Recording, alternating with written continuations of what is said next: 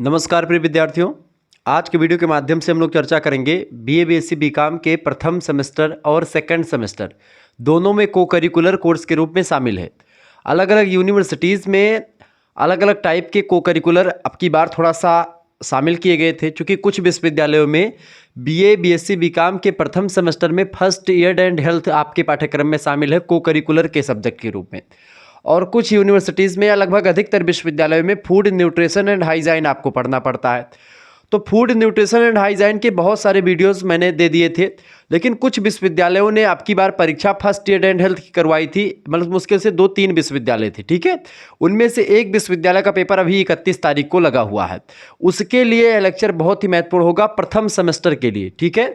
वहीं आपको बता दूं कि जिनका पेपर फूड न्यूट्रिशन का हुआ है प्रथम सेमेस्टर में, उन बच्चों में सेकंड सेमेस्टर में जो आएगा वो आपका क्या आएगा, फर्स्ट एड एंड हेल्थ आएगा। बेसिकली पहले अगर मैं बताऊं, जब न्यू शिक्षा नीति लागू हुई थी, नई एजुकेशन पॉलिसी जो आई थी, उसकी अगर बात की जाए तो उसमें क्या था कि पहली जो शिक्षा मतलब कि जो पहले सेमेस्टर में था वो फूड न्यूट्रिशन था, दूसरे सेमेस्टर में आपका था फर्स्ट एड एंड हेल्थ, तीसरे सेमेस्टर में human values and environmental studies, तो चौथे सेमेस्टर में फिजिकल एजुकेशन एंड योगा, पाँचवें सेमेस्टर में आपका था analytic ability and digital awareness, और आपका 6 सेमेस्टर में था communication skill and personality development. इस तरीके से आपके ये 6 सेमेस्टर में आपको 6 सिलेबस पढ़ना होता था को करिकुलर यानी अनिवार्य सहगामी पाठ्यक्रम के रूप में, जिनमें 100 क्वेश्चंस आते थे। और इनमें पासिंग मार्क्स की बात की तो 33 से 40% पासिंग मार्क्स रखी गई है।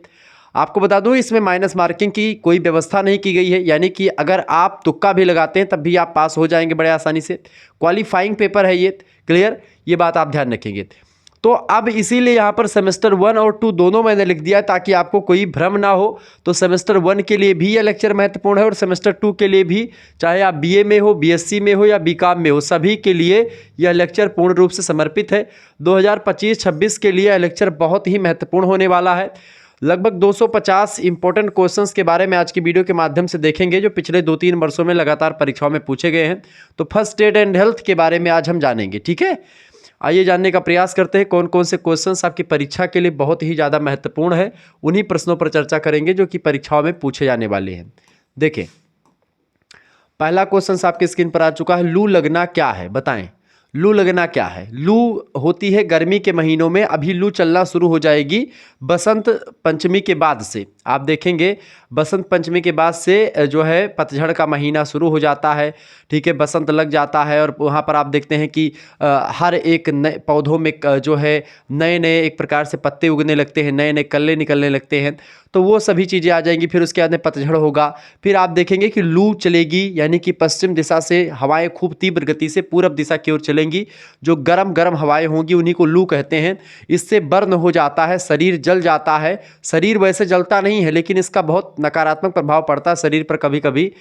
देखिए, शरीर के तापमान में बहुत अधिक वृद्धि हो जाती है लू चलने से, लू लगने से, पहली बात। दूसरी बात, गरम, लाल या शुष्क त्वचा हो जाती है। आपकी त्वचा लाल हो जाती है या फिर शुष्क हो जाती है, यानी आपकी त्वचा एकदम से सूख जाती है। शुष्क माने सूखना। और तीसरी बात, तेजी से कमजोर नाड़ी, उथली श्वास हो जाती है आपकी, और आपकी जो नाड़ी होती है वो कमजोर हो जाती है, तेजी से कमजोर होती चली जाती है अगर आप लू में रहते हैं। ज़्यादा लू में अगर आप गाड़ी या मोटरसाइकिल वगैरह चला देते हैं तो भी आपका एक प्रकार से बहुत हानि होती है, आपको दिक्कतों का सामना करना पड़ सकता है। इस वजह से आप देखते हैं गर्मी के महीनों में लोग अपने चेहरे में बांध करके लड़कियां वगैरह निकलती हैं, ठीक है, ताकि उनका जो चेहरा है वो लाल ना हो या फिर वो हीट ना हो। इस वजह से आप देखते हैं। लेकिन कुछ लोग सोचते हैं कि भाई वो फैशन के तौर पर निकलती हैं लेकर के, चूँकि लड़कियों का जो त्वचा होती है वो कोमल होती है और जो पुरुषों की त्वचा होती है वो कठोर होती है। तो पुरुषों की त्वचा अगर धूप उप लग गई या फिर जो है लू लग भी गई तो भी बच जाती कभी कभी, लेकिन जो स्त्रियों की त्वचा होती है वो बड़ी नरम होती है।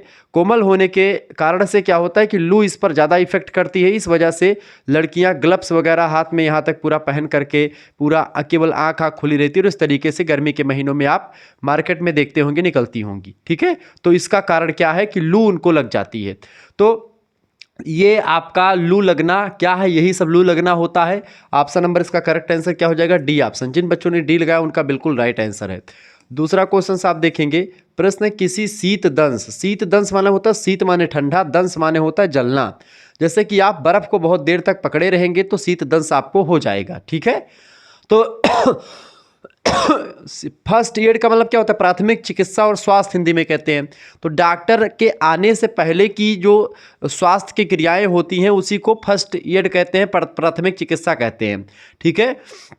और हेल्थ को एक प्रकार स्वास्थ्य कहते हैं। तो आपके स्वास्थ्य के लिए क्या जरूरी है और प्राथमिक चिकित्सा कैसे दी जाती है, यही आपको यहाँ पर पढ़ना है। प्राथमिक चिकित्सा से ही रिलेटेड चीज़ है, क्योंकि लू लग जाएगी तो वो भी एक प्राथमिक चिकित्सा, डॉक्टर के आने से पहले की चिकित्सा प्राथमिक चिकित्सा कही जाती है, जिसमें व्यक्ति के दर्द को कम किया जाता है। व्यक्ति का अगर खून तीव्र गति से भरा तो उसको कम किया जाता है, CPR वगैरह दिया जाता है।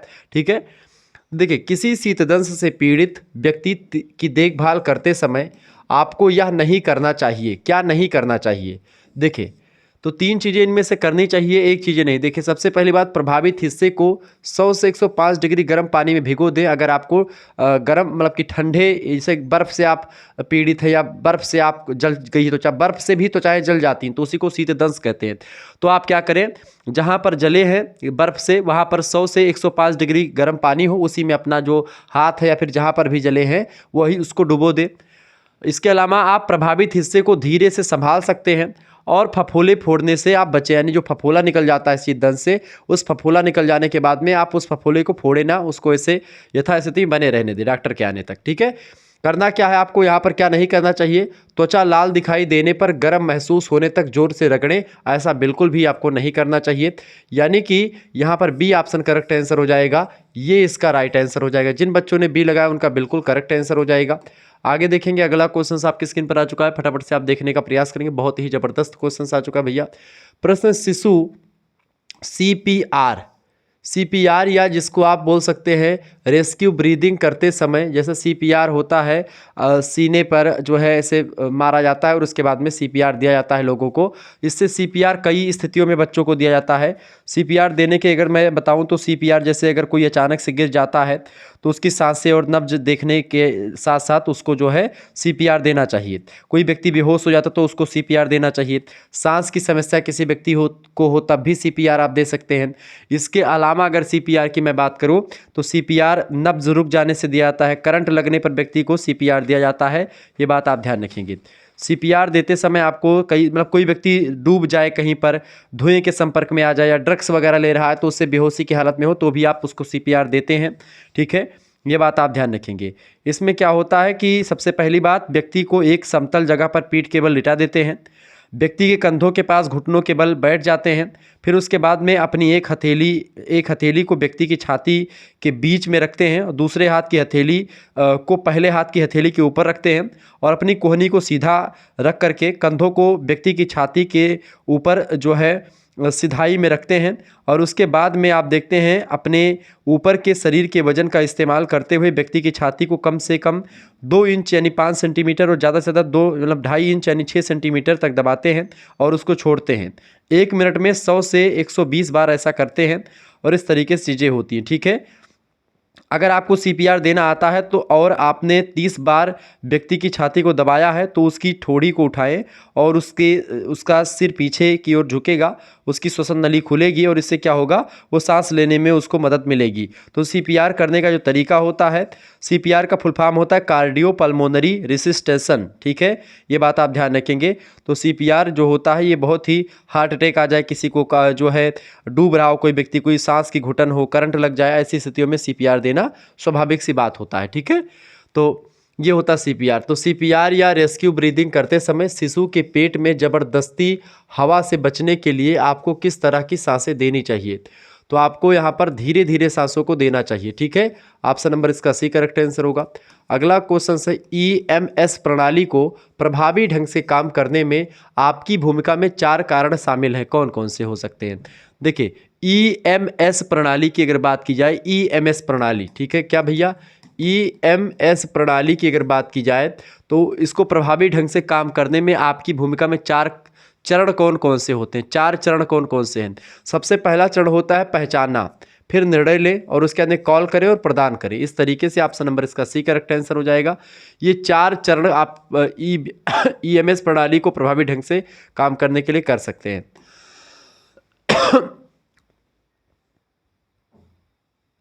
अगला क्वेश्चन आप देखेंगे, प्रश्न है भाई, प्रश्न है आपका, किसी पीड़ित व्यक्ति को आपको बचाव श्वास कब देनी चाहिए? किसी व्यक्ति को मतलब किसी पीड़ित व्यक्ति को आप मतलब बचाव सांस कब देनी चाहिए?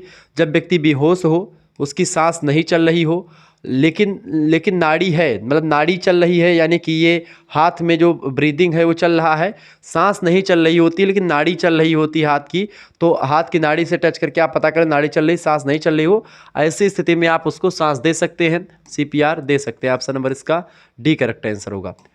आगे देखेंगे, अगला क्वेश्चन आपकी स्क्रीन पर आ चुका है, फटाफट से आप देखेंगे। प्रश्न, यदि किसी पीड़ित व्यक्ति के शरीर का अंग फटा या कटा हुआ हो तो ऐसी अवस्था में आप क्या करेंगे? बताएं। यानी कोई व्यक्ति है, उसकी शरीर का अंग फट गया हो या कट गया हो, तो ऐसी स्थिति में आपको करना क्या है? शरीर के कटे हुए हिस्से को रोगाणु रहित जो है ड्रेसिंग में लपेटें, यानी कि जिसमें ऐसे कपड़े लपेटे जो कि जो है आपका रोगाणु से रहित हो, रोगाणु ना हो, ठीक है, जिसमें। इसके अलावा एक प्लास्टिक बैग में उसको रखें, एक प्लास्टिक बैग में रखें और प्लास्टिक बैग को बर्फ़ पर रखें और पीड़ित के साथ अस्पताल ले जाएं उसको, बिल्कुल ठीक बात है। तो इस तरीके से आप उपरोक्त सभी काम कर सकते हैं किसी पीड़ित व्यक्ति के शरीर का अंग कट जाए या फट जाए तो इस स्थिति में। अगला प्रश्न है, आंतरिक रक्तस्राव वाले पीड़ित के लिए आप क्या करेंगे? आंतरिक रक्तस्राव मतलब कि इसके बाहर कुछ कटा फटा नहीं है, उसके अंदर ही ब्रीदिंग हो रही है, चाहे नस फट गई है या कुछ भी हुआ है, उसके आंतरिक मामलों से एक प्रकार से ब्रीदिंग हो रही, खून बह रहा है। तो इस स्थिति में आपको करना क्या है? पीड़ित को चुप करा करके सबसे पहले उसको लिटा देना चाहिए, फिर घुटनों को मोड़ करके उन्हें आरामदेह बनाना चाहिए, तब तक डॉक्टर आ जाएंगे और इस तरीके से आपको करना चाहिए। Option number C correct answer होगा। ए और बी दोनों आप कर सकते हैं। अगला क्वेश्चन आपकी स्क्रीन पर आ चुका है, फटाफट से आप देखने का प्रयास करेंगे।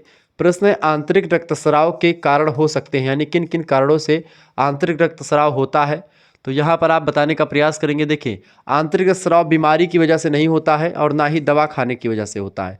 ये अब जब आपकी चोट लगती कहीं पर तो आपका हो सकता है आंतरिक रक्तस्राव के कारण हो सकते हैं। देखिए, चोट लगने से आंतरिक रक्तस्राव हो सकता है, कहीं पर चोट लगी, नस फट जाए या कुछ हो जाए, ऐसी स्थिति में आंतरिक रक्तस्राव हो सकता है, ये बात आप ध्यान रखेंगे। आगे देखेंगे, अगला क्वेश्चन आपकी स्क्रीन पर आ चुका है, फटाफट से आप देखने का प्रयास करेंगे, बढ़िया क्वेश्चन है। देखिए, प्रश्न आ चुका है, सिल्वेस्टर विधि में कृत्रिम श्वास देने के लिए कितने व्यक्तियों की आवश्यकता होती है? बताएं, कितने व्यक्तियों की आवश्यकता होती है भैया?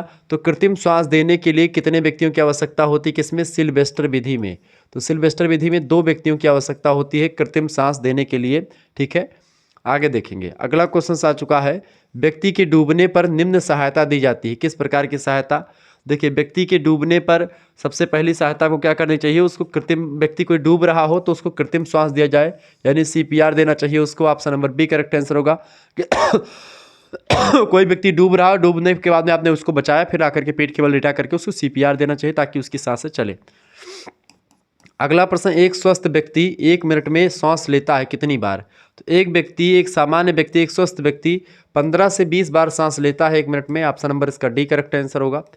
अगला क्वेश्चन है, अशुद्ध रक्त किस गैस को ग्रहण करके शुद्ध हो जाता है? तो ऑक्सीजन को ग्रहण करके जो होता है अशुद्ध रक्त, वो शुद्ध हो जाता है, किसको? ऑक्सीजन गैस को, O2 को। क्लियर? आगे देखेंगे, अगला क्वेश्चन आपकी स्क्रीन पर आ चुका है, फटाफट से आप देखने का प्रयास करेंगे। तो ये सब क्वेश्चन परीक्षाओं में पूछे गए, विभिन्न विश्वविद्यालयों के पर्चों में। प्रश्न, मनुष्य के शरीर में फेफड़ों की संख्या कितनी होती है? तो मनुष्य के शरीर में फेफड़ों की संख्या की अगर बात की जाए तो 2 फेफड़े होते हैं। ऑप्शन नंबर इसका बी करेक्ट आंसर होगा। अगला प्रश्न, जल रक्त को बनाए रखता है। जल रक्त को कैसा बनाए रखता है भैया? जल रक्त को तरल बनाए रखता है। कैसा बनाए रखता है? तरल अवस्था में बनाए रखता है, लिक्विड बनाए रखता है। अगला क्वेश्चन आ चुका है, ऑक्सीजन के द्वारा रक्त का शुद्धिकरण कहाँ होता है? ऑक्सीजन के द्वारा रक्त शुद्धिकरण कहाँ होता है, बताएं? पाचन तंत्र अंग में, हृदय में, या फुफ्फुस यानी फेफड़ों में, या फिर त्वचा में? तो ऑक्सीजन के द्वारा रक्त का जो शुद्धिकरण होता है बेटा, वो फेफड़ों में होता है। ऑप्शन नंबर इसका बी करेक्ट आंसर होगा। बहुत ही बढ़िया क्वेश्चन है। आगे देखेंगे, अगला क्वेश्चन आ चुका है, प्रश्वसन में सहायक होती है। प्रश्वसन में क्या सहायक होती हैं? तो बाह्य अंतरा परसुक पेशियां जो होती हैं, बाह्य अंतरा परसुक पेशियां प्रश्वसन में सहायक होती हैं। ऑप्शन नंबर इसका ए राइट आंसर होगा। जिन बच्चों ने ए लगाया उनका बिल्कुल करेक्ट आंसर है। आगे देखिएगा, अगला क्वेश्चन आपके स्क्रीन पर आ चुका है, सभी लोग देखने का प्रयास करेंगे। प्रश्न, मनुष्य सामान्यतया कितनी वायु ग्रहण कर सकता है? बताएं, मनुष्य सामान्यतया कितनी वायु ग्रहण कर सकता है? तो 500 मिलीलीटर वायु मनुष्य जो है ग्रहण कर सकता है। ए ऑप्शन इसका करेक्ट आंसर होगा। श्वसन का प्रमुख अंग कौन सा है इनमें से? श्वसन का प्रमुख अंग फेफड़ा होता है, ऑप्शन नंबर इसका ए करेक्ट आंसर होगा। नेक्स्ट क्वेश्चन, फेफड़ों में ऑक्सीजन को रक्त का कौन सा भाग ग्रहण करता है? फेफड़ों से ऑक्सीजन को रक्त का कौन सा भाग ग्रहण करता है? तो वो कौन सा होता है? फेफड़ों से ऑक्सीजन को रक्त का कौन सा भाग ग्रहण करता है? तो वो होता है आपका हीमोग्लोबिन, ठीक है, हीमोग्लोबिन, ऑप्शन नंबर इसका डी करेक्ट आंसर होगा। अगला क्वेश्चन से श्वसन क्रिया है, श्वसन क्रिया कैसी है? ऐच्छिक क्रिया है, मतलब कि अनावश्यक है, या इनमें से कोई नहीं, अनैच्छिक क्रिया? तो श्वसन आपकी ऐच्छिक क्रिया होती है, अपने मन से आप सांस लेते हैं, ऑप्शन नंबर इसका ए करेक्ट आंसर हो जाएगा। सांस आप रोक भी सकते हैं कभी कभी, तो यानी कि ये ऐच्छिक क्रिया है, इच्छा पर डिपेंड है। अगला प्रश्न, वायु को श्वास के द्वारा फेफड़ों, जैसे आपका जो धड़कने हैं वो अनैच्छिक क्रिया, उसको आप नहीं कंट्रोल कर सकते, वो धड़केगी, ठीक है, वो आपके कंट्रोल से बाहर है। वायु को श्वास द्वारा फेफड़ों में ग्रहण करना कहलाता है क्या? वायु को श्वास के द्वारा फेफड़ों में ग्रहण करने को ही प्रश्वसन कहलाता है। इसी को क्या बोलते हैं? प्रश्वसन, option number B correct answer होगा। मनुष्य के शरीर में फुफ्फुसों की संख्या कितनी होती है? मनुष्य के शरीर में फुफ्फुस 2 होते हैं, ऑप्शन फुफ्फुस माने फेफड़ा, ऑप्शन नंबर इसका ए करेक्ट आंसर होगा। नेक्स्ट क्वेश्चन से, मनुष्य के शरीर के दाएं फेफड़े का वजन कितने ग्राम होता है? तो दाएं फेफड़े का वजन मनुष्य के कितने होता है भैया? 620 ग्राम होता है, 620 ग्राम, ठीक है, ऑप्शन नंबर इसका सी करेक्ट आंसर हो जाएगा। तो इस तरीके से आप लोग तमाम प्रश्नों को जान पा रहे हैं। एक बात ध्यान रखेंगे, जो बच्चे हमारे साथ जुड़ना चाहते हैं, इस वीडियो का पीडीएफ या ऐसे ही तमाम प्रकार के फर्स्ट एड एंड हेल्थ का पीडीएफ प्राप्त करना चाहते हैं, या आप प्रथम सेमेस्टर में हैं और आप फूड न्यूट्रिशन का पीडीएफ प्राप्त करना चाहते हैं, या आप फर्स्ट सेमेस्टर का कोर्स लेना चाहते हैं या सेकंड सेमेस्टर का कोर्स लेना चाहते हैं, तो आप जुड़ सकते हैं हमारे साथ। एसएमएस करना 91 61 93 60 62 पर आपको एसएमएस करना है, ठीक है। आपके लिए कोर्स की व्यवस्था सेकंड सेमेस्टर की कर दी गई है, और फर्स्ट सेमेस्टर की भी अपना नाम, अपनी यूनिवर्सिटी का नाम और अपने सब्जेक्ट के नेम लिख करके भेज दीजिएगा। आपके पास एक स्कैनर सेंड किया जाएगा, उसी स्कैनर पर आपको मात्र 100 रुपीज़ पेमेंट कर देने होंगे। अगर आप प्रथम सेमेस्टर में हैं तो आपको फर्स्ट सेमेस्टर के तमाम सारे सब्जेक्ट आपको मिल जाएंगे। अगर आप सेकंड सेमेस्टर में हैं तो सेकंड सेमेस्टर का भी फीस 100 रुपये है। तो फर्स्ट सेमेस्टर का केवल अगर लेंगे तो 100 रुपये फीस, केवल सेकंड सेमेस्टर का कोर्स लेंगे तो 100 रुपये फीस। लेकिन अगर आप दोनों का एक साथ लेते हैं तो आपके लिए मात्र 150 रुपीज़ ही फीस रखी गई अभी के लिए। जिन बच्चों को जुड़ना है फर्स्ट और सेकंड सेमेस्टर में, वो जुड़ सकते हैं हमारे साथ। प्रथम सेमेस्टर का उनके पास कंटेंट सेंड कर दिया जाएगा और सेकंड सेमेस्टर वाले ग्रुप में जोड़ दिया जाएगा। सेकंड सेमेस्टर की भी क्लासेस प्रारंभ हो चुकी हैं, कई सब्जेक्ट के सिलेबस मैं डिस्कस कर चुका हूँ, ठीक है। चैप्टर वाइज क्लासेस जल्द ही शुरू हो जाएंगी और उनके पीडीएफ भी आपको यहाँ पर मिलेंगे। यहाँ पर सबसे इंपॉर्टेंट बात है कि पीडीएफ मिलेंगी, लाइव क्लास मिलेगी, और जो क्लास यूट्यूब पर नहीं होगी वो भी क्लास आपको वहाँ पर वीडियो की प्लेलिस्ट में मिलेंगी, मतलब कि जो आपकी होगी, ठीक है। यानी कि प्राइवेट वीडियो भी आपको यहाँ पर दी जाएगी, ठीक है। प्राइवेट वीडियो के साथ साथ और भी चीज़ें आपको मिलेंगी जो कि आपको ही केवल दिखेंगी जब आप ग्रुप में ज्वाइन होंगे। तो इस तरीके से मात्र 100 रुपीज़ आपका पेमेंट रखा गया है। तो जिनको भी जुड़ना है वो जुड़ सकते हैं हमारे साथ। लेकिन अगर आप प्रथम सेमेस्टर का भी लेना चाहते हैं, यानी कि आपको चाहिए फर्स्ट एड एंड हेल्थ का पीडीएफ भी चाहिए, और आप सेकंड सेमेस्टर वाले ग्रुप में भी जुड़ना चाहते हैं, तो आपको 150 रुपये पेमेंट कर देने होंगे, ठीक है। जिनको भी जुड़ना है वो हमारे नंबर पर एसएमएस करके जुड़ सकते हैं। 91 61 93 60 62 पर एसएमएस करें और हमारे साथ जुड़ जाएँ। चलें आगे देखते हैं। ये पीडीएफ जो आपको मैं पढ़ा रहा हूँ, ये फर्स्ट एड एंड हेल्थ की पीडीएफ, ये और ऐसे तमाम पीडीएफ आपके पास, और तमाम मॉडल पेपर, तमाम रिवीजन क्लास आपके पास सेंड कर दी जाएगी। तो उसको लेकर के परेशान बिल्कुल भी नहीं होना है। अगला क्वेश्चन आ चुका है, एक स्वस्थ मनुष्य के शरीर में लगभग कितने लीटर रक्त होता है? यानी कितने लीटर खून होता है एक स्वस्थ मनुष्य के शरीर में? तो 6 लीटर खून होता है एक स्वस्थ मनुष्य के शरीर में, बी ऑप्शन करेक्ट आंसर होगा।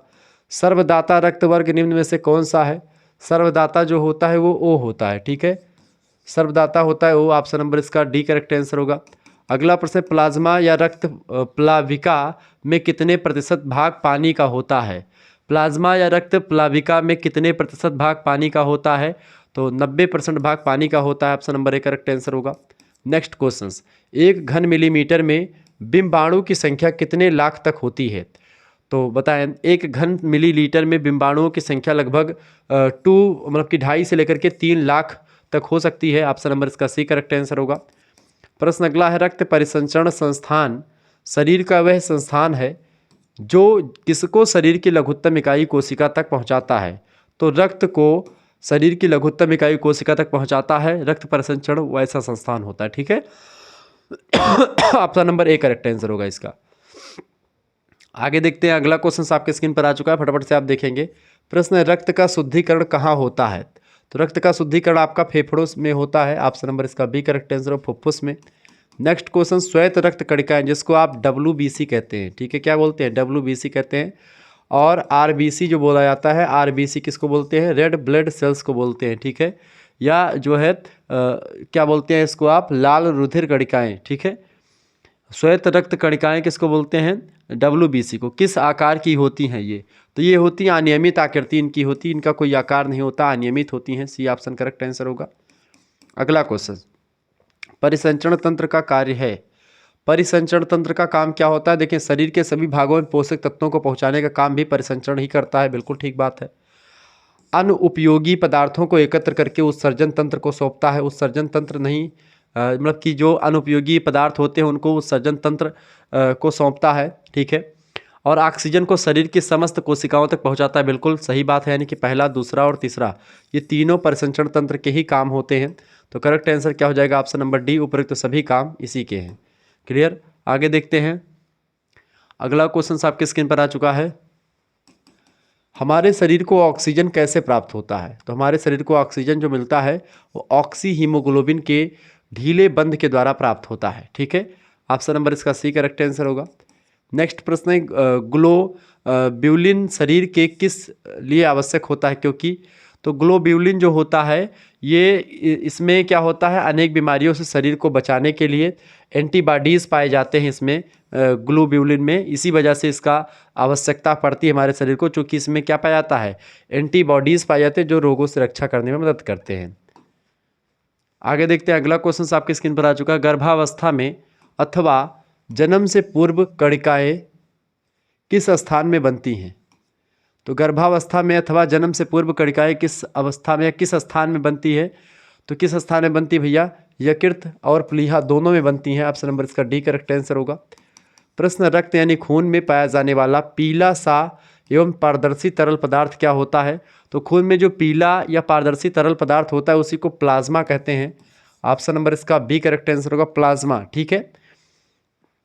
प्लाज्मा द्रव्य की आपकी चौथी अवस्था होती है, एक होता है ठोस, एक होता है द्रव और एक होता है आपका गैस।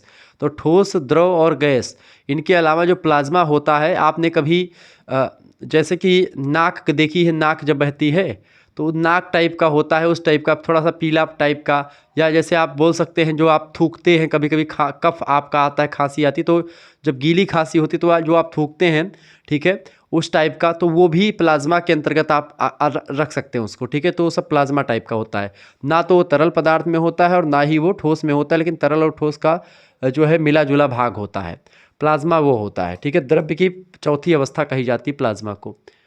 अगला क्वेश्चन आपकी स्क्रीन पर आ चुका है, फटाफट से आप देखेंगे। प्रश्न, निम्नलिखित में से कौन सा जहरीले सर्पदंश का लक्षण है। जहरीले मतलब कि ऐसा, सर्प माने होता है सांप, दंश माने होता है, दंश माने होता है काटना, तो सांप के काटने का लक्षण क्या दिखाई पड़ता है, ऐसा लक्षण जो कि लगे कि सांप बहुत जहरीला था जिसने काटा है, ठीक है।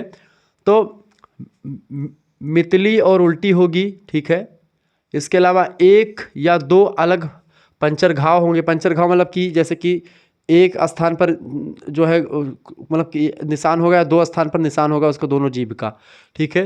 धुंधली दृष्टि यानी कि आपको कम दिखने लगेगा आगे, मतलब कि आपका जो आंखों से कम दिखाई पड़ने लगेगा। अगर विष ज़्यादा है, जहरीला सांप है, तो जब आपको कभी काटेगा तो आपको कम दिखने लगेगा, धुंधली आँख हो जाएगी, ठीक है। उल्टी वगैरह होने सकती है आपको, एक या दो जो है आपके घाव हो सकते हैं पंचर वाले, पंचर मतलब कि थोड़े महीन महीन टाइप के, ठीक है। यानी उपरोक्त तो सभी लक्षण दिखाई पड़ते हैं, डी ऑप्शन।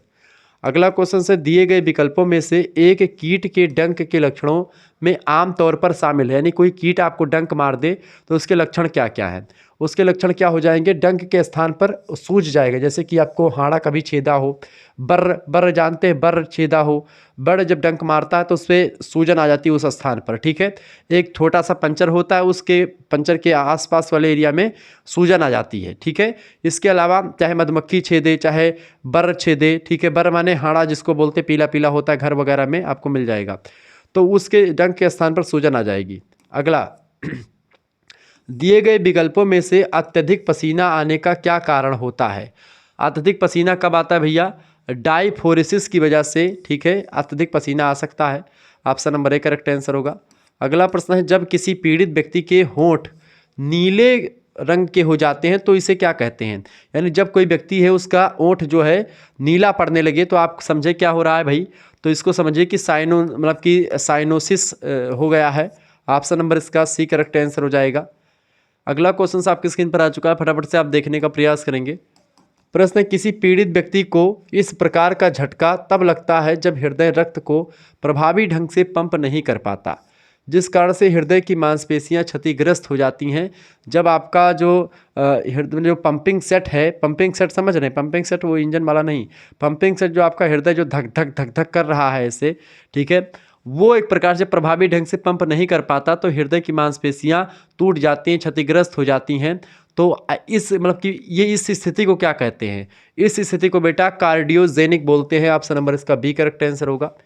नेक्स्ट क्वेश्चन, किसी पीड़ित व्यक्ति को इस प्रकार का झटका तब लगता है जब गंभीर रक्तस्राव होता है। रक्तस्राव माने खूब तेज गति से खून बहता है और शरीर में खून की कमी हो जाती है, तब उसको क्या बोलते हैं? रक्तस्रावी बोलते हैं। ऑप्शन नंबर इसका डी करेक्ट आंसर हो जाएगा।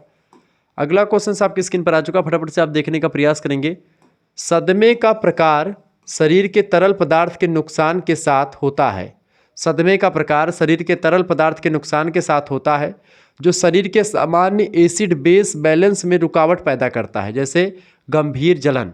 ठीक है, ये बताएं तो सदमे का प्रकार इनमें से कौन सा है? वो होता है चयापचय। ठीक है, यानी कि शरीर के तरल पदार्थ के नुकसान के साथ शरीर के सामान्य एसिड बेस बैलेंस में रुकावट पैदा करता है, इससे गंभीर जलन वगैरह होने लगती है। तो करेक्ट आंसर हो जाएगा चयापचय में दिक्कत आती है। अगला प्रश्न, शरीर में एलर्जी की वह प्रतिक्रिया जिसके कारण से शरीर हिस्टामाइन छोड़ता है वो कौन सी होती है? तो वो कौन सी क्रिया होती है? एनाफिलेक्टिक बोलते हैं उस क्रिया को। ऑप्शन नंबर इसका डी करेक्ट आंसर हो जाएगा। नेक्स्ट क्वेश्चन आपकी स्क्रीन पर आ चुका है। यदि कोई पीड़ित व्यक्ति जहर का सेवन कर लेता है तो ऐसी परिस्थिति में सबसे पहले आपको क्या करना चाहिए? यानी कोई व्यक्ति है उसने जहर खा लिया है तो पीड़ित को उल्टी करवाने का प्रयास किया जाए। चाहे उसको, हमारे गांव में एक व्यक्ति ने जहर खाया था, पिताजी हमारे इस चीज़ को जानते थे। वैसे देहाती भाषा में अगर बात की तो उन्होंने कुत्ते का जो है जो लेटरिंग होती है उसको पानी में घोल करके उसको पिला दिए थे। अब उसी के सामने जानबूझ करके घोल रहे हैं, जहर खा लिया है, वो देख रहा है तुरंत और कुत्ता का वहीं था, उसको उठाया पानी में उसको मिला करके उसी के सामने घोल करके दिया ताकि उसको लगे कि हाँ, और ज़बरदस्ती पिला दिया। अब जब पिलाया तो उसके उल्टी हुई। अब जब उल्टी होगी तो जो अंदर जहर अभी जा रहा ही था, मतलब कि जो अंदर का जहर होता है वो बाहर तुरंत निकल आएगा। तो उल्टी करवाने का प्रयास करेंगे, इससे क्या होगा? जहर का कम प्रभाव पड़ेगा, व्यक्ति की ज़िंदगी बच जाएगी। ठीक है, तो कभी भी आपको अगर कोई व्यक्ति जहर खा लिया हो, तुरंत आपको पता चले तो आप कुछ ऐसी चीज़ करें जिससे उसको उल्टी हो जाए। कुछ मतलब ऐसी चीज़ों को उसको खिलाएं या ज़बरदस्ती उसके मुँह में हाथ डाल करके मतलब उल्टी करवाने का प्रयास करें किसी तरीके से। जब उल्टी हो जाएगी तो उसके अंदर जो जहर होता है वो बाहर अपने आप निकल आएगा। ठीक है, आगे देखते हैं। अगला क्वेश्चन आपकी स्क्रीन पर आ चुका है। एपीपेन का उपयोग किस पीड़ित व्यक्ति के लिए किया जाता है? एपीपेन का प्रयोग जो है वो एलर्जी प्रतिक्रिया के लिए किया जाता है। ऑप्शन नंबर इसका सी करेक्ट आंसर होगा। नेक्स्ट क्वेश्चन, निम्नलिखित में से कौन सा फूड पॉइजनिंग का लक्षण नहीं है? बताएं, फूड पॉइजनिंग का लक्षण क्या नहीं है? तो ब्लिस्टर जो है फूड पॉइजनिंग का लक्षण है, बाकी उल्टी, पेट दर्द और दस्त ये फूड पॉइजनिंग का लक्षण है। यानी कि अगर खाना विषाक्त हुआ या खाना बासी हुआ तो अगर आप उसको खा लिए तो फिर आपको उल्टी हो सकती है, पेट दर्द हो सकता है, दस्त आ सकती है आपको। ठीक है, किसी गंभीर एलर्जी प्रतिक्रिया का संकेत क्या होता है? तो किसी गंभीर एलर्जी प्रतिक्रिया का संकेत क्या होता है कि सांस लेने में आपको परेशानी होने लगती है। ऑप्शन नंबर इसका ए करेक्ट आंसर हो जाएगा। इस तरीके से आप लोग बहुत अच्छे तरीके से चीज़ों को समझ पा रहे हैं, तमाम प्रश्नों को जान पा रहे हैं। और अगला क्वेश्चन आपकी स्क्रीन पर आ चुका है, फटाफट से आप देखेंगे। प्रश्न है, मूत्र की शुद्धि किस अंग से होती है? तो मूत्र की शुद्धि किससे होती है भैया? वृक्क या गुर्दों से होती है। सी ऑप्शन करेक्ट आंसर होगा। पसीना किस अंग के द्वारा निकलता है? तो पसीना त्वचा से निकलता है। किससे निकलता है भैया? पसीना त्वचा से निकलता है। C option. अंकुर क्या है? अंकुर क्या होता है भाई? अंकुर जो है उभार जो 0.12 मिमी लंबे होते हैं उन्हीं को अंकुर कहते हैं। जैसे कि छोटा कभी चना आपने भिगोया होगा, चने में महीन महीन जो थोड़ा सा सफ़ेद और हरे रंग का जो निकलता है चने के ऊपर वाले भाग से, वो अंकुर कहलाता है। तो 0.12 मिमी लंबा होता है। अगला क्वेश्चन, शरीर के आवरण को क्या कहते हैं? शरीर के आवरण को बेटा त्वचा कहा जाता है। ऑप्शन नंबर इसका सी करेक्ट आंसर होगा। अगला प्रश्न, त्वचा में ऐसी कौन सी रचना है जो सांप की भांति कुंडलाकार रूप में पाई जाती है? तो त्वचा में वो रचना होती है स्वेद ग्रंथियाँ। श्वेत ग्रंथियां जो होती हैं वो सांप की भांति कुंडलाकार रूप में पाई जाती हैं, त्वचा में ही होती हैं। आगे देखेंगे अगला क्वेश्चन आपकी स्क्रीन पर आ चुका है, वर्णक यानी पिगमेंट्स शरीर के किस भाग में पाए जाते हैं? तो ये एक प्रकार से किस में पाए जाते हैं? बाह्य त्वचा की भीतरी परत में, बाह्य त्वचा की भीतरी परत में पिगमेंट्स पाए जाते हैं, वर्णक पाए जाते हैं। नेक्स्ट क्वेश्चन, त्वचा में ताप ज्ञान के केंद्र क्या है? त्वचा में ताप ज्ञान के केंद्र क्या है? तो बालों के जो रोमकूप होते हैं वही जो है त्वचा में ताप ज्ञान के केंद्र होते हैं, सी ऑप्शन।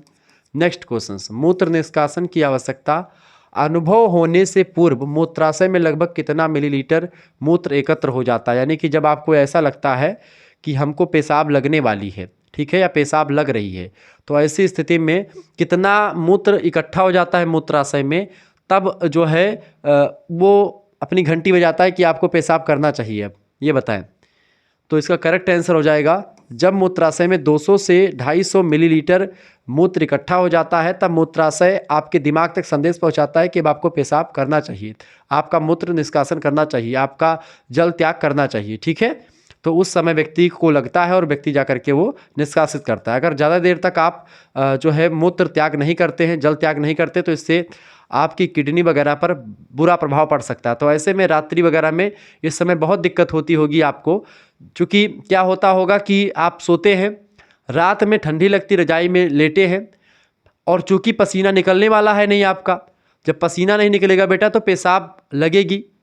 और ऐसी स्थिति में बहुत सारे लोग जो है ठंड की वजह से नहीं उठ करके जाते हैं कि पेशाब करके आएँ, लेकिन ये आपके लिए भारी पड़ सकता है बुढ़ौती में, या आप जैसे 40-45 की एज क्रॉस करेंगे आपको दिक्कतों का सामना करना पड़ेगा बेटा।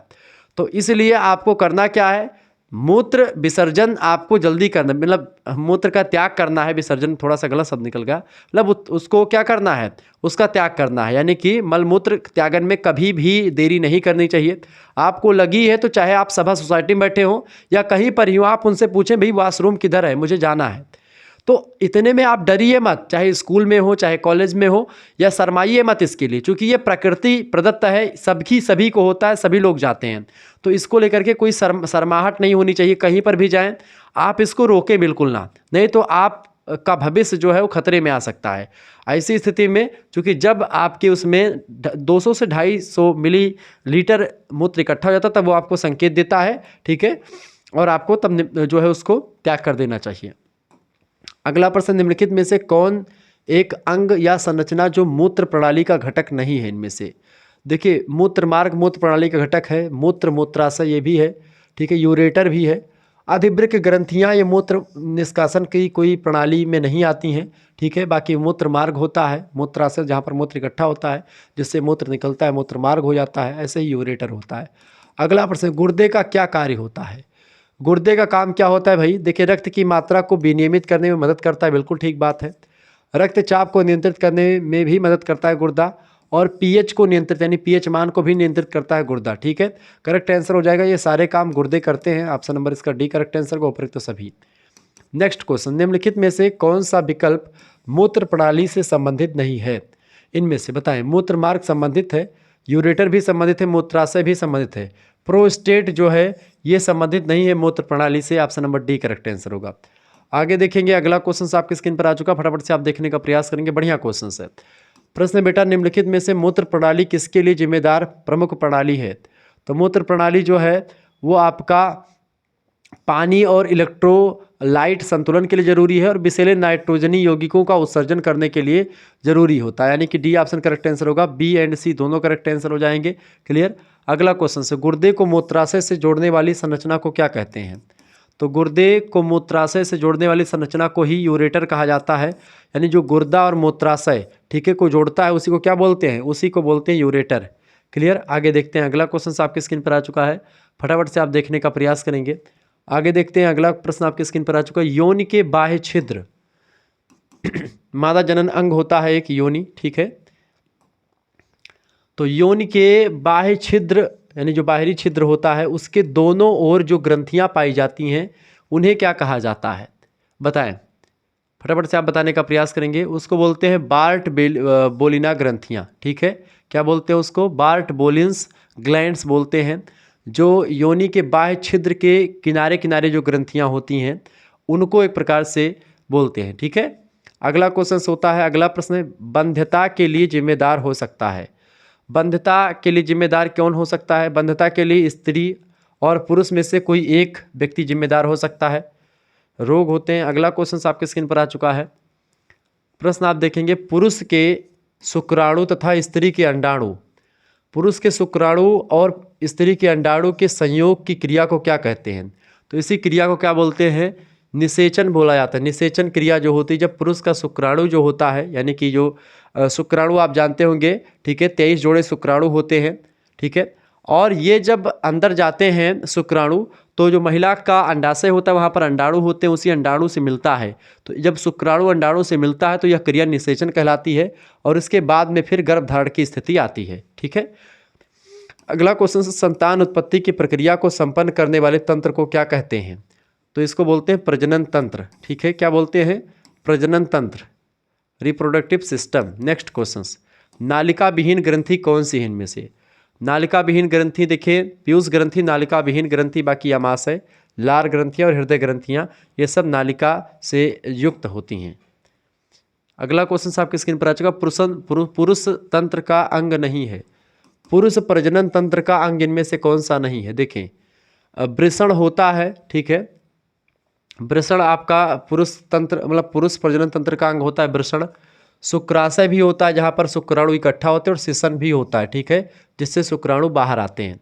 तो शिशन हो गया, शुक्राशय हो गया और वृषण हो गया। ठीक है, ये तीनों जो हैं पुरुष प्रजनन तंत्र के अंग हैं, जबकि गुर्दे जो होते हैं प्रजनन तंत्र का अंग नहीं होते। ऑप्शन नंबर इसका बी करेक्ट आंसर होगा, ये मूत्र से रिलेटेड होता है। अगला क्वेश्चन आ चुका है, भ्रूण स्थापित होता है कहाँ पर? भ्रूण कहाँ पर स्थापित होता है? गर्भाशय में भ्रूण स्थापित होता है। ऑप्शन नंबर इसका सी करेक्ट आंसर। कहाँ पर स्थापित होता है बेटा?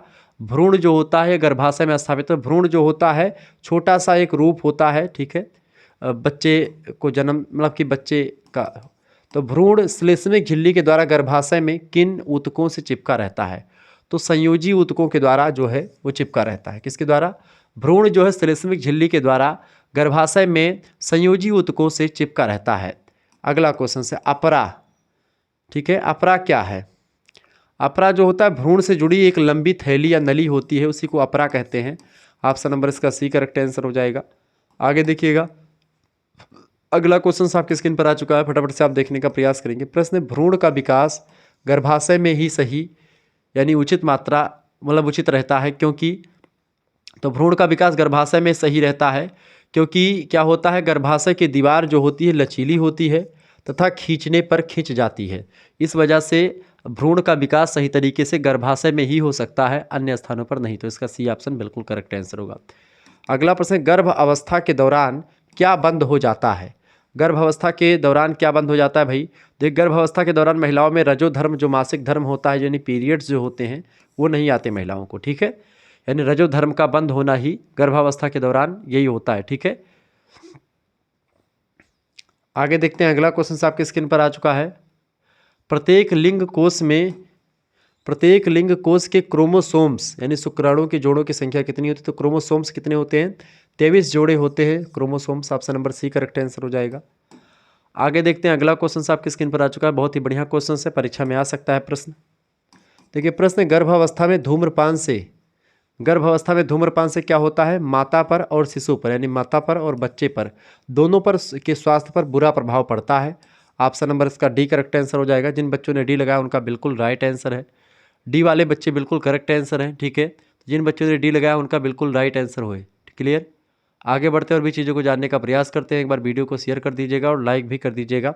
ऐसे इन्फॉर्मेटिव वीडियो लगातार मैं आपके लिए लाता रहता हूँ।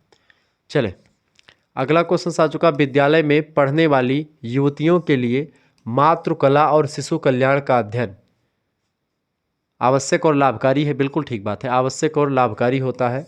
इसका बी ऑप्शन करेक्ट आंसर हो जाएगा।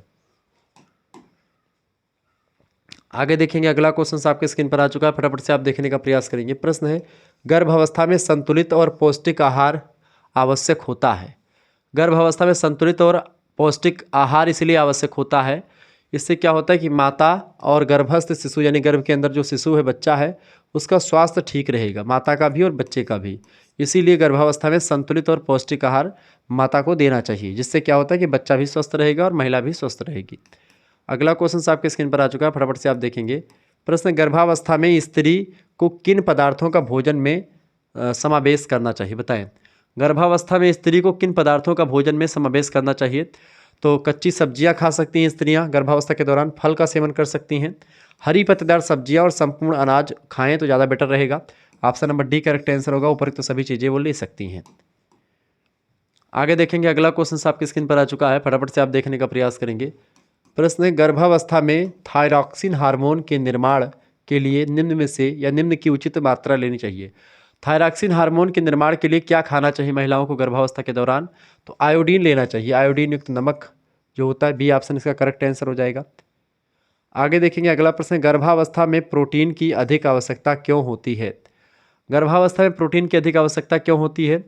जो कि भ्रूण की वृद्धि के लिए प्रोटीन की ज़रूरत होती है, गर्भाशय की वृद्धि के लिए और स्तनों के विकास के लिए। ठीक है, ऑप्शन नंबर इसका डी करेक्ट आंसर हो जाएगा। क्योंकि मांस वगैरह तभी बढ़ती है जब आप प्रोटीन लेते हैं। मसल्स की वृद्धि के लिए, ऊतकों के और कोशिकाओं के निर्माण के लिए प्रोटीन बहुत ज़रूरी होता है। तो बॉडी बिल्डिंग के लिए प्रोटीन अधिक मात्रा में लेना चाहिए। तो गर्भावस्था के दौरान और बच्चों को प्रोटीन अधिक मात्रा में दी जाती है, ये डॉक्टर लोग भी बताते हैं। प्रोटीन क्या करती है? आपके ऊतकों का निर्माण करती है। क्योंकि प्रसव के दौरान बच्चे को जन्म देते समय महिलाओं की तमाम प्रकार के जो नसें होती हैं वो भी फट जाती हैं, नसें टूट जाती हैं, बहुत दर्द होता है। तो इस चीज़ को कहीं ना कहीं पे जो चीज़ें होती हैं उसकी रिकवरी भी प्रोटीन के माध्यम से हो जाती है। तमाम प्रकार की कोशिकाएँ ऊतकों की टूट फूट हो जाती है, तो उनकी रिपेयर और मरम्मत प्रोटीन के द्वारा ही होता है। इसलिए प्रोटीन इस समय थोड़ा सा बढ़ा करके ही महिलाओं को दिया जाना चाहिए। ठीक है, अगला प्रश्न, भोजन पकाते समय आवश्यक है क्या? भोजन पकाते समय आपको आवश्यक है कि मॉड को भोजन में सम्मिलित करना। ठीक है, ऑप्शन नंबर इसका सी करेक्ट आंसर हो जाएगा। आगे देखेंगे, अगला क्वेश्चन आपकी स्क्रीन पर आ चुका है। शिशु के आगमन की तैयारी शुरू हो जाती है। शिशु के आगमन की तैयारी कब शुरू हो जाती है भाई? फटाफट से आप बताएंगे। शिशु के गर्भ में आते ही उसके आगमन की तैयारी शुरू हो जाती है। आगे देखते हैं, अगला क्वेश्चन आ चुका है। प्रसूता के लिए, प्रसव कराने के लिए कैसे डॉक्टर का चुनाव करना चाहिए? यानी कि प्रसूता माने वह स्त्री जो कि गर्भ धारण की हुई है और उसके बच्चा होने वाला है, वैसी स्त्री को प्रसूता कहते हैं। तो उसके लिए प्रसव माने वह क्रिया जिस क्रिया के द्वारा बच्चा जो है बाहर आता है। ठीक है, माता के गर्भ से बच्चा बाहर आता है तो उस क्रिया को प्रसव कहते हैं। तो प्रसूता के लिए, प्रसव कराने के लिए कैसे डॉक्टर का चुनाव करना चाहिए? नहीं, कैसा डॉक्टर हो जो कि अच्छी तरीके से डिलीवरी करवा दे। तो जो कम खर्च में प्रसव करा दे, ठीक है, नहीं, बिल्कुल ऐसा नहीं करना चाहिए। जो घर के पास हो, ऐसा भी नहीं। अगर अच्छा नहीं हुआ तो जो परिचित हो, ऐसा भी नहीं कि परिचित है और जानता कुछ नहीं, तो फिर दिक्कत हो जाएगी। यानी आपको जहाँ सुविधाएं और प्रशिक्षित डॉक्टर हों, जहाँ पर जो एक प्रकार से ट्रेनर, मतलब कि ट्रेनिंग जिनका हो चुका हो, कंप्लीट हो, जो जानकार हो, जिन्होंने कई प्रसव किया हो, ठीक है, जो उनके पास जाना चाहिए। तो जहाँ सुविधाएँ हों हर चीज़ की और जहाँ पर प्रशिक्षित डॉक्टर हों, ठीक है, तो उन डॉक्टर के पास जा करके प्रसव करवाना चाहिए अपने जो है स्त्रियों को, मतलब अपने घर के स्त्रियों का। अगला क्वेश्चन आ चुका, निम्नलिखित में से कौन सा अंग अनुपचारित उपदंश से प्रभावित होता है? तो अनुपचारित उपदंश से प्रभावित होता है आपका हृदय और आपका मस्तिष्क दोनों। डी ऑप्शन करेक्ट आंसर होगा, ए और बी दोनों। नेक्स्ट क्वेश्चन, रक्तहीनता, रक्त की कमी होना कौन से तत्व के अभाव में होता है? रक्त जो होता है वो कमी कब आती है? यानी कि रक्तहीनता, जिसको आप बोल सकते हैं रक्त अल्पता, या इसको अंग्रेजी में एनीमिया रोग भी कहते हैं, वो होता है बेटा आयरन की कमी से। किसकी कमी से होता है? आयरन की कमी से होता है। रक्त अल्पता रोग किसकी कमी से होता है? आयरन की कमी से रक्त अल्पता नाम का रोग होता है। ठीक है, जिसको आप एनीमिया भी कहते हैं। आगे देखेंगे, अगला क्वेश्चन आपकी स्क्रीन पर आ चुका, फटाफट से आप देखने का प्रयास करेंगे। बढ़िया क्वेश्चन। प्रश्न आ चुका, शिशु के दांतों को स्वस्थ रखने के लिए किस पोषक तत्व की आवश्यकता होती है? तो शिशु के दांत और हड्डियां जो होती हैं बेसिकली ये कैल्शियम से निर्मित होती है। और कैल्शियम किसमें पाया जाता है सर्वाधिक मात्रा में? दूध में। माता के दूध में कैल्शियम अधिक मात्रा में पाया जाता है। तो इसका करेक्ट आंसर हो जाएगा सी ऑप्शन। यानी कि शिशु के दांतों को स्वस्थ रखने के लिए किस पोषक तत्व की आवश्यकता होती है? तो कैल्शियम की जरूरत पड़ती है। अगला प्रश्न है, गैलेक्सो, बेबी फूड, हॉर्लिक्स किससे संबंधित कंपनियां हैं? गैलेक्सो, बेबी फूड, हॉर्लिक्स, ये सब ये कंपनियां हैं। ये कंपनियां ऊपरी सूखा दूध से संबंधित कंपनियां हैं। Option number D correct answer होगा। अगला प्रश्न, जन्म के उपरांत नवजात शिशु के लिए सर्वप्रथम अनिवार्य क्या है? जन्म के उपरांत नवजात शिशु के लिए क्या जरूरी होता है? सबसे पहली होता है कि उनके फेफड़ों की श्वसन की क्रिया करवाई जाए, ताकि एक प्रकार से बच्चा सांस लेना शुरू कर दे। इसका डी ऑप्शन करेक्ट आंसर होगा, यानी फेफड़ों में श्वसन क्रिया कराना। आगे देखेंगे अगला क्वेश्चन आपकी स्क्रीन पर आ चुका। बच्चे को डकार क्यों दिलाना चाहिए जन्म के बाद? बच्चे को डकार क्यों दिलाना चाहिए?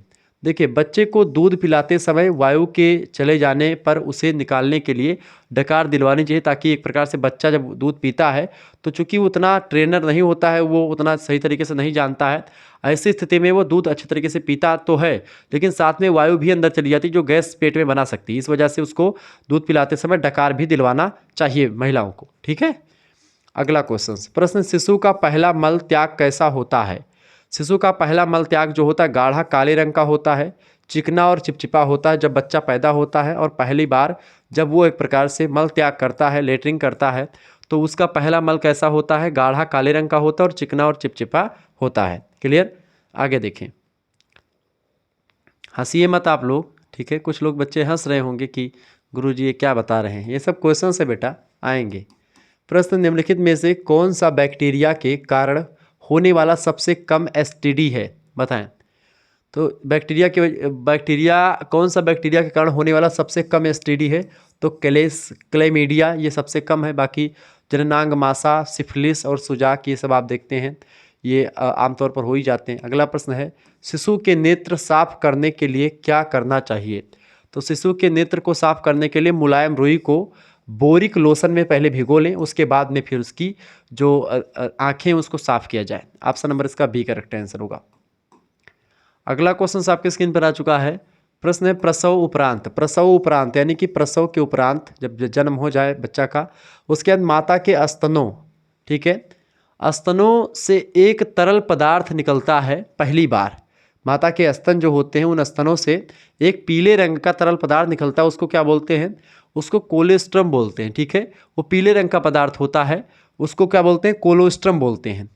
तो प्रोटीन युक्त तरल पदार्थ होता है, वो पाचन क्रिया को ठीक रखता है। वो पहली बार बच्चा जो पीता है पीले रंग का पदार्थ है। बिल्कुल ठीक बात है, यानी कि ये सब सही, सारे करेक्ट आंसर हो गए। ऊपर तो सभी चीज़ें विशेषताएं होती है। और कहते हैं क्या उसको? कोलेस्ट्रम या कोलोस्ट्रम बोलते हैं। क्या बोलते हैं उसको? कोलोस्ट्रम बोलते हैं। जब माता का पहला स्तन दूध होता है प्रसव के दौरान जब निकलता है, ठीक है, जैसे भैंस वगैरह का जब निकलता है दूध तब भी वो पीला पीला ही होता है।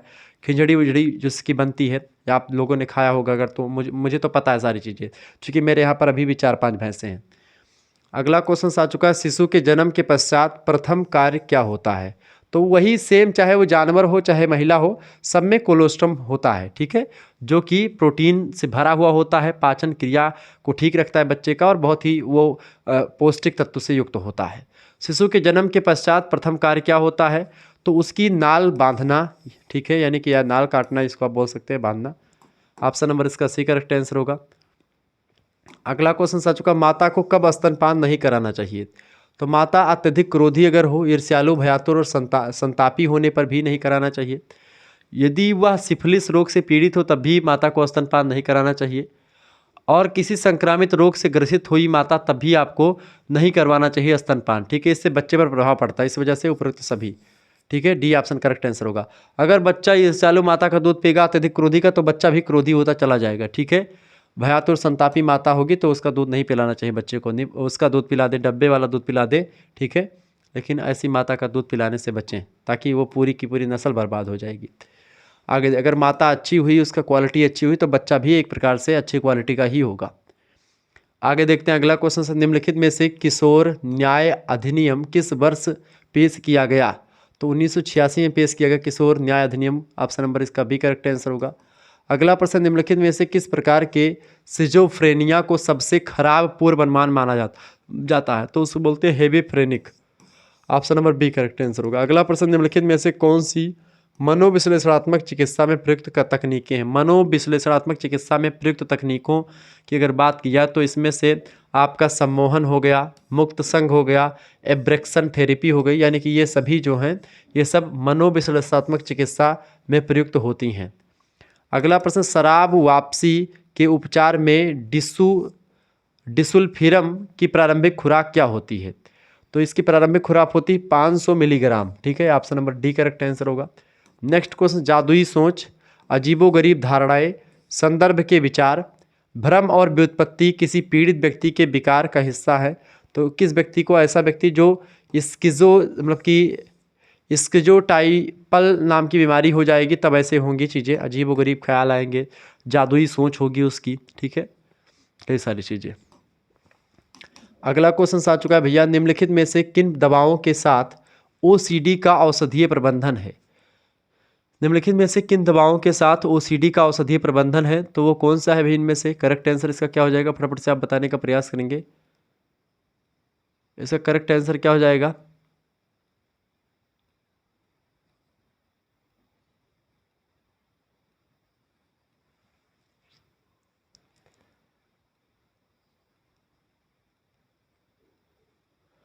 बताइएगा राइट आंसर इसका क्या हो जाएगा।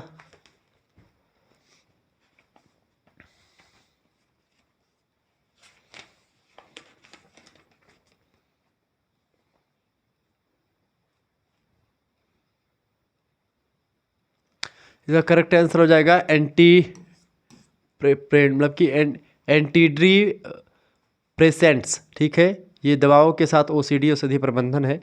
आगे देखेंगे, अगला क्वेश्चन आ चुका है, निम्नलिखित में से ईसीटी पहली बार किस वर्ष पेश किया गया? तो ईसीटी जो है 1983 में पहली बार पेश किया गया, सॉरी 1938 में। Option number C right answer होगा।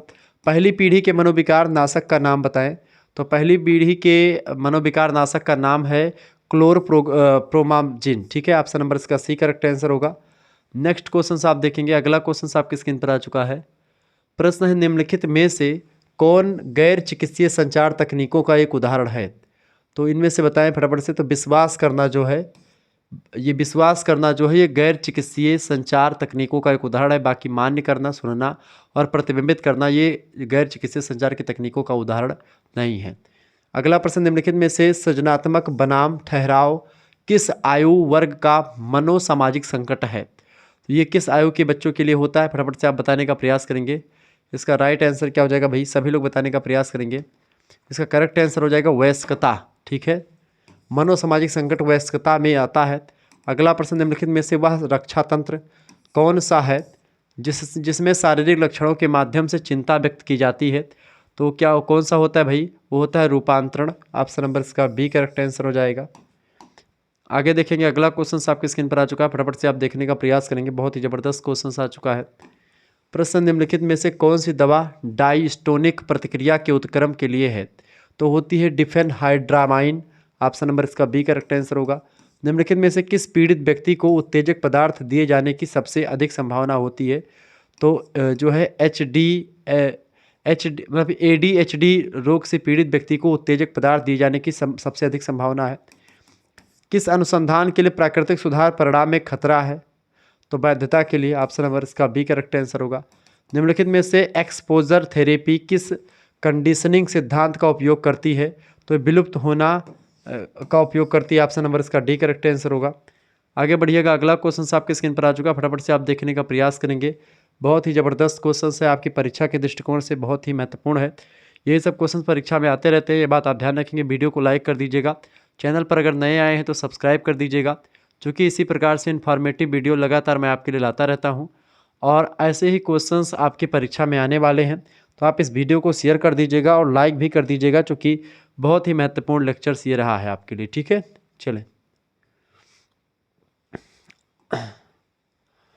चले भाई, प्रश्न आपका आ चुका कि निम्नलिखित में से मानसिक विकलांगता कौन सी है? इनमें से बताएं, मानसिक विकलांगता इनमें से कौन सी? फटाफट से आप बताने का प्रयास करेंगे। मनोविकृति, न्यूरोसिस, सिजोफ्रेनिया या फिर मिर्गी? बताएं। तो मानसिक विकलांगता मिर्गी को कहते हैं। ऑप्शन नंबर इसका डी करेक्ट आंसर होगा। मानसिक विकलांगता मिर्गी को कहा जाता है, डी ऑप्शन। अगला प्रश्न, मिर्गी से पीड़ित व्यक्ति को दौरे पड़ने पर क्या होता है? बताएं। मिर्गी से पीड़ित व्यक्ति को जब दौरे पड़ते हैं तो क्या होता है? तो इस स्थिति में क्या होता है बच्चों के, मतलब उसमें चेतना की हानि हो जाती है। क्या होती? चेतना की हानि। वो अपना चित्त खो देता है, उसको पता नहीं होता कि क्या हो रहा है। जब उसको मिर्गी आती है तब मिर्गी में उसने क्या क्या किया उसको खुद नहीं याद होगा बाद में, ठीक है। चेतना उसकी नष्ट हो जाती है उस समय। अगला प्रश्न, निम्नलिखित में से कौन सा पक्षाघात विरोध है? इनमें से पक्षाघात विरोध कौन सा है? तो पार्किंसंस रोग जो है पक्षाघात विरोध है। ऑप्शन नंबर इसका बी राइट आंसर होगा। आगे देखेंगे, अगला क्वेश्चन आपकी स्क्रीन पर आ चुका है। प्रश्न है, निम्नलिखित में से डोपामिन स्राव कम होता है? बताइए, डोपामिन स्राव कब होता है? तो पार्किंसंस रोग में डोपामिन स्राव कम होता है। पार्किंसंस रोग में डोपामिन स्राव जो है कम होता है। ऑप्शन नंबर इसका बी करेक्ट आंसर होगा। आगे देखेंगे, अगला क्वेश्चन आ चुका है, दिए गए 4 विकल्पों में से पार्किंसंस रोग की विशेषता बताइए। चेहरे की अभिव्यक्ति की स्थिरता, बिल्कुल ठीक बात है। अंगों का लयबद्ध कंपन करना भी पार्किंसंस रोग में आता है, और स्थिर मुद्रा में भी, यानी करेक्ट आंसर हो जाएगा। इसकी विशेषताएं ये सारी होती हैं उपरोक्त सभी। डी ऑप्शन बिल्कुल राइट आंसर होगा। अगला क्वेश्चन आ चुका है, मेलेनिन और लेबी-काय न्यूरॉन्स में होते हैं। बताएं, मेलेनिन और लेबी-काय न्यूरॉन्स में क्या होते हैं? बताएं। हंटिंगटन कोरिया बिल्कुल नहीं। अल्जाइमर रोग ये भी नहीं होता है, तो ये तो होगा नहीं उपरोक्त डी, यानी बचा कौन आपका? पक्षाघात विरोधाभास करेक्ट आंसर हो जाएगा यही। पक्षाघात विरोधाभास जो होता है न्यूरॉन्स में होते हैं, लेबी-काय न्यूरॉन्स में। अगला प्रश्न है, कोलिन एसिटाइल ट्रांसफेरेज के नुकसान होने वाला कौन सा रोग है? कोलिन एसिटाइल ट्रांसफेरेज के नुकसान होने वाला कौन सा रोग है? तो वो रोग होता है आपका अल्जाइमर रोग। कौन सा रोग होता है भैया? अल्जाइमर रोग होता है वो। ऑप्शन नंबर इसका डी करेक्ट आंसर होगा। जिन बच्चों ने डी लगा उनका बिल्कुल राइट आंसर है, ठीक है। आगे बढ़िएगा, अगला क्वेश्चन आपके स्क्रीन पर आ चुका है, फटाफट से आप देखने का प्रयास करेंगे। बहुत ही जबरदस्त क्वेश्चन है। प्रश्न, निम्नलिखित में से हंटिंगटन रोग है, हंटिंगटन रोग इनमें से कौन सा है? फटाफट से आप बताने का प्रयास करेंगे। ऑटोसोमल प्रमुख रोग होता है हंटिंगटन। हंटिंगटन कैसा रोग है? ऑटोसोमल प्रमुख रोग है हंटिंगटन। ऑप्शन नंबर इसका ए करेक्ट आंसर हो जाएगा। नेक्स्ट क्वेश्चन आ चुका है, निम्नलिखित में से नृत्य चाल और विचित्र मुस्कुराहट किस रोग की विशेषताएं हैं? जब कोई पुरुष या मतलब कि ऐसे चलता है और किस तरीके से चलता है, जैसे कि चल रहा है और मुस्कुरा रहा है, ऐसे करके चल नहीं रहता है। बहुत सारे आप देखते हैं कुछ पुरुष ऐसे होते हैं, मटक मटक के ऐसे इधर इधर करके ऐसे ऐसे ऐसे मुस्कुराते हुए चलते हैं। तो वो रोग किस, मतलब ऐसा लक्षण किस व्यक्ति को होता है? तो जब व्यक्ति को हंटिंगटन रोग होता है तो ऐसी स्थिति में बच्चा ऐसा करता है, नृत्य चाल होगी, यानी एकदम से मटक मटक करके ऐसे चलेगा, गजगामिनी की भांति, हाथी की तरीके से चाल। और विचित्र मुस्कुराहट होगी, एकदम से मुस्काएगा, एकदम से लगेगा कि कोई अप्सरा आ रही है, ठीक है। अगला क्वेश्चन, ईसीटी किस प्रकार की थेरेपी होती है? ईसीटी किस प्रकार की थेरेपी बेटा? तो इलेक्ट्रोकॉन्वल्सिव थेरेपी होती है ईसीटी। ऑप्शन नंबर इसका ए करेक्ट आंसर हो जाएगा। जिन बच्चों ने ए लगा उनका बिल्कुल राइट आंसर है। आगे देखेंगे, अगला क्वेश्चन आपके स्क्रीन पर आ चुका है, सभी लोग देखेंगे। प्रश्न आ चुका है, निम्नलिखित में से मनोविश्लेषण के जनक कौन है? मनोविश्लेषणवाद दिया था एक पाश्चात्य विचारक है, सिगमंड फ्रायड उनका नाम है। सी ऑप्शन है। Id, ego and super ego की बात करी थी, ठीक है। इदम, अहम एंड पराहम की बात करते हैं। मन की 3 अवस्थाओं के बारे में बताया। अगला प्रश्न, किस उपचार के लिए शामक और ट्रेक्विलाइजर का प्रयोग किया जाता है? तो चिंता में शामक और मतलब कि ट्रेक्विलाइजर का प्रयोग करते हैं, किसमें? चिंता की स्थिति में। कहते हैं चिंता चिता का रूप होती है, अगर चिंतित व्यक्ति रहता है तो किसी न किसी दिन मर ही जाएगा वो, तो चिंता नहीं करनी चाहिए। निम्नलिखित में से सिनोफोबिया का डर, सिनोफोबिया डर कैसा होता है? फोबिया माने डर होता है। सिनोफोबिया, जब कोई व्यक्ति चूहों से बहुत डरता है तो उसी को सिनोफोबिया कहते हैं। सिनोफोबिया मतलब होता है चूहों से डरना, ठीक है। आगे देखते हैं, अगला प्रश्न, निम्नलिखित में से कौन सा सामुदायिक स्वास्थ्य का लक्ष्य है? सामुदायिक स्वास्थ्य का लक्ष्य क्या होता है? वृद्ध शिशुओं की देखभाल करना, ये जरूरी भी, ये भी ठीक है। बीमारों की देखभाल करना, बच्चों के स्वास्थ्य में सुधार करना, ये सब तो होता है। लेकिन यहाँ पर सबसे एक जबरदस्त जो ऑप्शन है वो कौन सा होगा? सी ऑप्शन, सभी के स्वास्थ्य में सुधार। सी ऑप्शन, सामुदायिक स्वास्थ्य केंद्र, इसीलिए इसका नाम है, चूंकि सभी के स्वास्थ्य में सुधार करने का लक्ष्य लेकर के आगे बढ़ता है। सी ऑप्शन इसका बिल्कुल करेक्ट आंसर हो जाएगा। आगे देखेंगे बेटा, अगला क्वेश्चन आपके स्क्रीन पर आ चुका है, फटाफट से आप देखने का प्रयास करेंगे। प्रश्न, निम्नलिखित में से कब वैश्विक टीकाकरण कार्यक्रम शुरू किया गया था? वैश्विक टीकाकरण कार्यक्रम जो शुरू किया गया था मई 1978 में शुरू किया गया था। ऑप्शन नंबर इसका ए करेक्ट आंसर हो जाएगा। और अगला क्वेश्चन से, भारत में सार्वभौम प्रतिरक्षण कार्यक्रम, सार्वभौम प्रतिरक्षण कार्यक्रम कब प्रारंभ किया गया? तो सार्वभौम जो है प्रतिरक्षण कार्यक्रम जो शुरू किया गया था ये 1985 में 1985 में शुरू किया गया। ऑप्शन नंबर इसका डी करेक्ट आंसर होगा, ठीक है। तो इस तरीके से आप लोगों ने बहुत सारे प्रश्नों को समझ लिया। मिलेंगे फिर हम नेक्स्ट वीडियो में, तब तक के लिए जय हिंद जय भारत। आप सभी का बहुत बहुत धन्यवाद। तो जिन बच्चों को हमारे से जुड़ना है वो जुड़ सकते हैं। देखिए, सेकंड सेमेस्टर का कोर्स बिल्कुल लॉन्च कर दिया गया है, तो सभी को जुड़ना चाहिए मेरे हिसाब से। 9161 936062 पर आप SMS करें।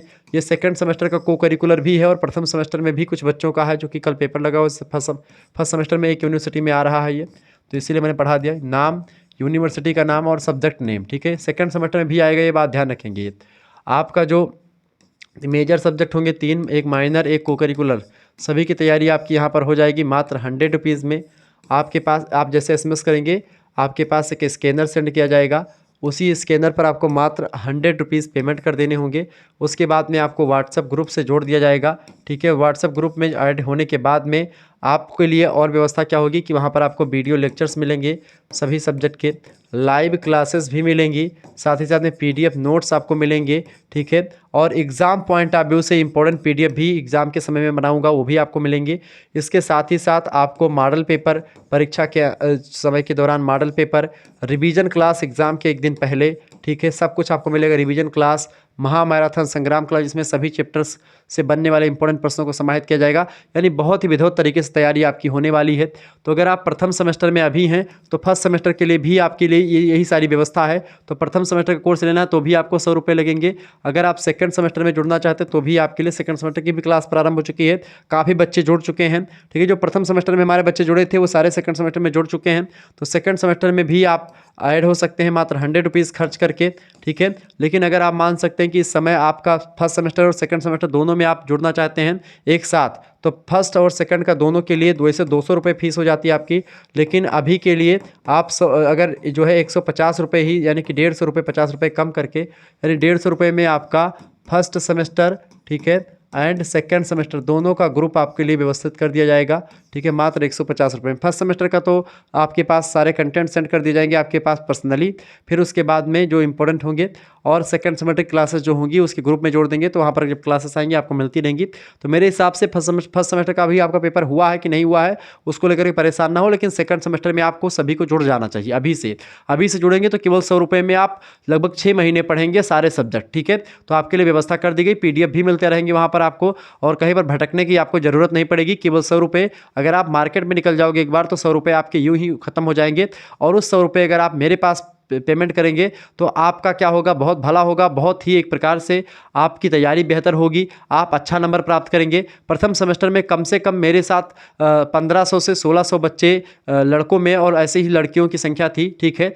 लगभग मान करके चलो कि काफ़ी बच्चे जुड़ चुके हैं, तो आप जिनको भी जुड़ना है हमारे साथ जुड़ सकते हैं और अपना जो है भविष्य बहुत अच्छा बना सकते हैं। सभी का रिजल्ट आएगा, रिजल्ट भी आपको मैं दिखा दूंगा अगर आप कहेंगे तो, बहुत सारे अच्छे रिजल्ट आए बच्चों के। तो जिनको भी जुड़ना है जुड़ सकते हैं। मिलते हैं फिर नेक्स्ट वीडियो में, तब तक के लिए जय हिंद, जय भारत। आप सभी का बहुत बहुत धन्यवाद। हमारे से जुड़ने के लिए इसी प्रकार से अपना प्यार हमेशा बनाए रखेंगे। बहुत बहुत धन्यवाद।